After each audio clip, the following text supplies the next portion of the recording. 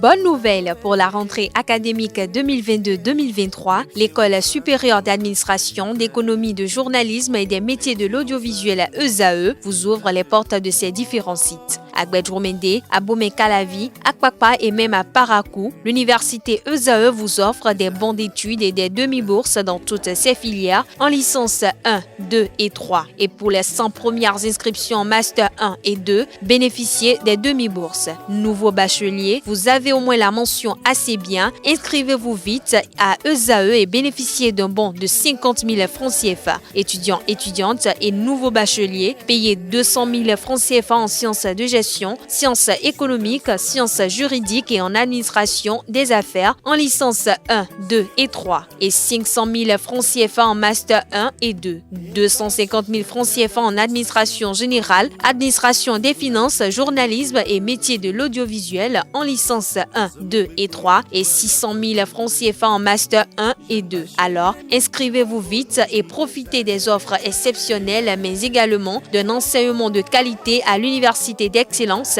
ESAE. Infoline 90 93 65 21 ou le 98 98 14 00. ESAE, l'excellence à un nom. Mesdames et messieurs, bonjour et bienvenue sur Free Sport, un report de la Coupe d'Afrique des Nations 2025 dont le pays hôte n'est pas encore connu serait dans les coulisses. Le comité exécutif de la Confédération africaine de football serait ces derniers jours en train d'étudier un nouveau format de la CAN 2025, soit un report. La compétition pourrait être reportée en raison de la Coupe du Monde en 2026. Le COMES réfléchit à un format dans lequel cette nouvelle Coupe d'Afrique des Nations servirait aussi de qualification pour le prochain mondial. Les équipes obtenant leur billet pour le mondial seraient, selon le parcours, obtenant leur billet pour le mondial selon leur parcours lors du tournoi, c'est-à-dire de la Coupe d'Afrique des Nations. Est-ce une rumeur? On en saura davantage dans les prochains jours. Rappelons que le Bénin est candidat pour l'organisation de cette 35e édition de la Coupe d'Afrique des Nations avec le Nigeria. Autre information au plan national, la jeunesse athlétique de Kétou a battu le nouveau promu Banigansè 2-0 lors de la 11e journée de la Super League professionnelle au stade Omnisport de Kétou. Cette victoire permet aux locaux de prendre 3 précieux points et de se hisser à la 7e place du classement. Suivez le point avec nos reporters. La Jacques fait la bonne affaire pour la 11e journée de la Super League professionnelle. Hôte de Banigansè, les hommes de Kétou ont décroché la victoire sur le score de 2-0. Du début de la rencontre jusqu'au coup de sifflet final, la Jacques a mis le pied sur la balle. Même si les premières minutes ont été infructueuses, la Jacques réussit à percer la défense de Banigansè à la 40e minute.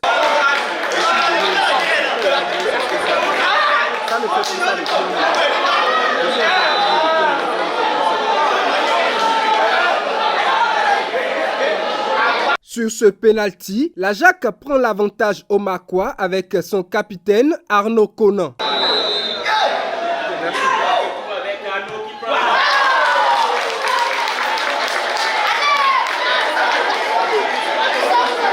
Les poulains de Aboubakar Diouf ne trouvent aucune solution. Face à l'application des locaux, Banigansè joue la défensive. Mais cela ne va pas arrêter la Jacques qui double la mise dans les ultimes minutes de la partie grâce à Isaac Akouma. Ce dernier trompe la vigilance de Sylvain Abogo avec un centre qui se retrouve dans les filets. La Jacques s'offre 3 précieux points et compte désormais 15 points, de quoi engranger des places au classement.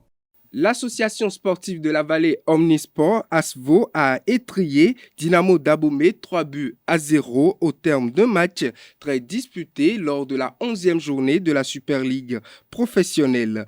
Après le nul enregistré contre l'AS Cotonou la journée précédente, les Ouémenous ont rebondi grâce à un triplé de Emmanuel Onyekwe.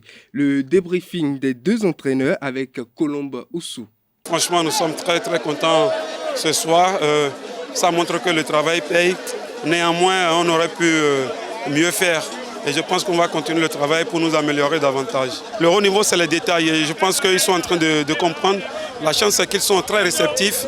Et je pense qu'avec notre encouragement et notre sérénité au niveau du travail, ça va venir.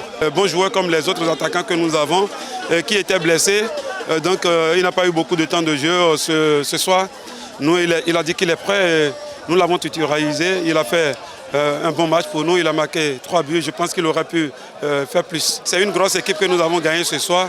Et je pense que nous allons continuer le travail pour jouer avec d'autres plus grosses équipes et faire mieux. Vous m'avez vu depuis le début avec le sourire. Durant le match, avec le sourire. Après le match, avec le sourire. C'est que moi, je suis revenu à la maison. Je perds lourdement. Arbitre 2, Asbo 1. Là, je suis heureux que le match finisse, mais que, heureusement, une victoire, ça ne donne que 3 points. Mon effectif n'a pas joué. Moi, je crois que mon effectif a été très nul. J'ai eu une équipe qui n'a pas le niveau. Vous avez vu. Donc, je crois que je dois repartir à mes cahiers. Je dois repartir au fait à mes leçons. Je dois repartir, aller travailler encore et revenir me frotter au fait au plus grand. Parce que pour moi, je suis petit poussé. Je suis jeune entraîneur. Je suis en train de grandir au fait dans ce championnat. Mais donc, quand je perds comme ceci, je vais travailler pour revenir. Et donc, quand j'ai rencontré un aussi grand entraîneur avec une aussi grande équipe, donc souffrez que j'aille travailler et que je revienne au fait pour les fois à venir. J'ai perdu, mais en tout cas. Chapeau à vous, merci. À partir de demain, samedi 15 avril 2023, la Super Ligue professionnelle de football va aborder sa 12e journée. Et pour cet acte, à Grand Popo, l'Autopopo champion du Bénin saison 2021-2022 affronte Coton Football Club, champion en titre de la Super Ligue professionnelle.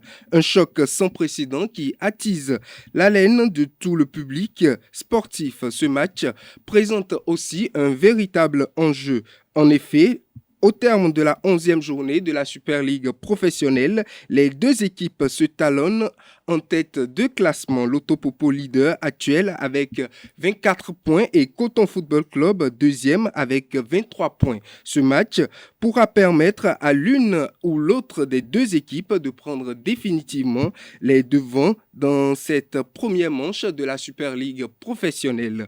Et pour finir, mis à l'écart par le Bayern après son coup de sang avec le roi Sané, Sadio Mané va payer une grosse amende au club allemand. En plus d'être de côté pour le match de ce week-end en championnat, Sadio Mané aurait également été condamné à une amende d'environ 500 000 € selon un média allemand.